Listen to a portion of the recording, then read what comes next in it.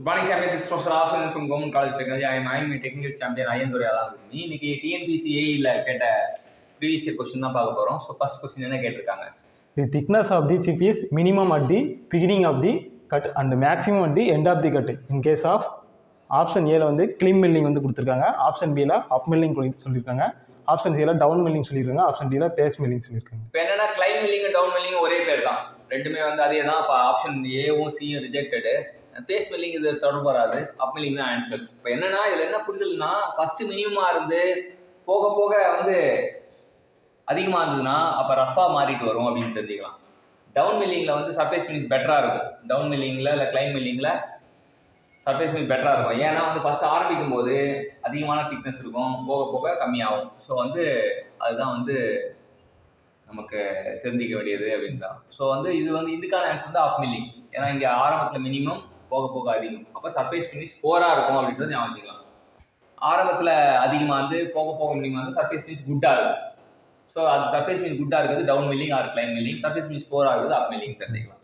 ரெண்டாவது கொஸ்டின் என்ன கேட்டிருக்காங்க? The best machine tool to cut an internal spline in steel is.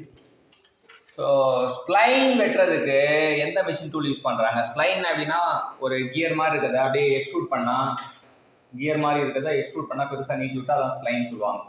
So பல்லாக இருக்கும், ஆனால் பெரிய சிலிண்டரில் பல்லாக இருக்கும். கியர்னால் சின்னதாக இருக்கும், அதில் பல்லு இருக்கும். இவ்வளோ பெரிய இதில் சிலிண்டரில் சுற்றிலும் பல்லாக இருந்தா அதான் ஸ்ப்ளைன். அது எதில் செய்யலாம் அப்படின்னு பார்த்தா மில்லிங் மிஷினா, ஸ்லாட்டிங் மிஷினா, லேத்தா, கிரைண்டிங் மிஷினா? ஸ்லாட்டிங் மிஷின் தான் இதுக்கு உகந்ததுன்னு தெரிஞ்சுக்கலாம். அடுத்த கேள்வி, cutting speed for reaming aluminium and its alloys. So ரீமிங்னா சர்ஃபேஸ் ஃபினிஷிங், ஓல் வந்து finishing, hole finishing operation reaming சொல்லுவாங்க. அலுமினியத்துக்கு எப்படின்னு பார்த்தா அலுமினியம் வந்து டக்டைல் மெட்டீரியல் ஹை ஸ்பீடு தான் வந்தது. 47லேருந்து 70 மீட்டர் பெர் மினிட். ஸோ 15-20 கிடையாது, 10-12 கிடையாது, 5-20 கிடையாது, 47லேருந்து 70 மீட்டர் பெர் மினிட் தான் வந்து அலுமினியத்துக்கான கட்டிங் ஸ்பீட்.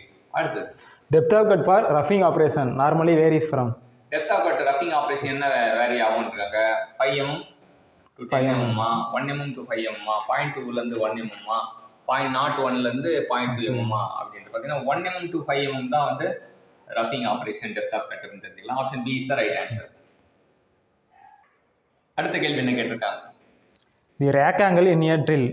ஆப்ஷன் ஏல வந்து increases from centre to periphery. Option பியில் வந்து என்ன சொல்லியிருக்காங்க? Decreases from centre to periphery. Option சியில் வந்து ரிமைன் கான்ஸ்டன்ட் சொல்லியிருக்காங்க. ஆப்ஷன் டியில் வந்து is irrelevant to the drilling operation. Rake angle நம்ம நினைச்சோம்னா irrelevant to the drilling operation தான் நினைப்போம். அப்படி கிடையாது. ரேக் ஆங்கிள்னா வந்து increases from the centre to beriberi தான் ஆன்சரு. ஸோ ட்ரில்ல வந்து ஐ இருக்கா? ஐ ஃபார் இன்க்ரீசஸ் ஞாபகம் வச்சுங்க. அந்த இன்க்ரீசஸ்ன்றது தான் வந்து நீங்கள் ஞாபகம் வச்சுக்க வேண்டிய விஷயம். ரேக் ஆங்கிள் வந்து increases from centre to beriberi. அடுத்தது இது கேள்வி. One of the disadvantages of a hydraulic saper compared to mechanical saper is. Option ஏல வந்து என்ன சொல்லியிருக்காங்கன்னா stopping point of the cutting stroke can vary depending upon the resistance offer to the cutting அப்படின்னு சொல்லியிருக்காங்க. Option பியில் வந்து less strokes per minute சொல்லியிருக்காங்க. Option சியில் power available varies during the cutting ஸ்ட்ரோக்னு சொல்லியிருக்காங்க. ஆப்ஷன் டியில் வந்து cutting speed remains constant throughout the cutting ஸ்ட்ரோக்னு சொல்லியிருக்காங்க. ஸோ என்னன்னா ஃபர்ஸ்ட் ஆப்ஷன் ஏ தான் right answer. Stopping point of cutting stroke வந்து can vary depending of the resistance of the cutting. ஏன்னா ஃப்ளூயிட் இல்லையா, அதனால ஹைட்ராலிக் ஷேப்பரில் அந்த ரெசிஸ்டன்ஸ் வந்து மாறும். ஸோ அதனால ஸ்டாப்பிங் பாயிண்ட் மாறும். லெஸ் ஸ்ட்ரோக்ஸ் பர் மினிட் கிடையாது, அது வந்து கொஞ்சம் ஹையர் ஸ்ட்ரோக் பர் மினிட் தான், அதனால லெஸ் வராது. பவர் அவைலபிள் வேரிஸ் சொல்றாங்க, இல்லை power available constant touring the cutting stroke. Cutting speed remain constant சொல்றாங்க, இல்லை cutting speed varies through out the cutting stroke. So இது வந்து ஒரு சின்ன சின்ன வார்த்தைகள் ஜாலத்தில் விளையாடுறாங்க. Option A is the right answer. So இன்னைக்கு சம் ஆஃப் த கொஸ்டின் டிஎன்பிஎஸ்சியில் கேட்ட கொஸ்டின் வந்து ஐயந்துரை மூலமா நம்ம கற்றுக்கிட்டோம். கற்றுக் கொடுத்த ஐயந்துரைக்கு தேங்க்யூ சொல்லுவோம். Thank you champions. தேங்க்யூ.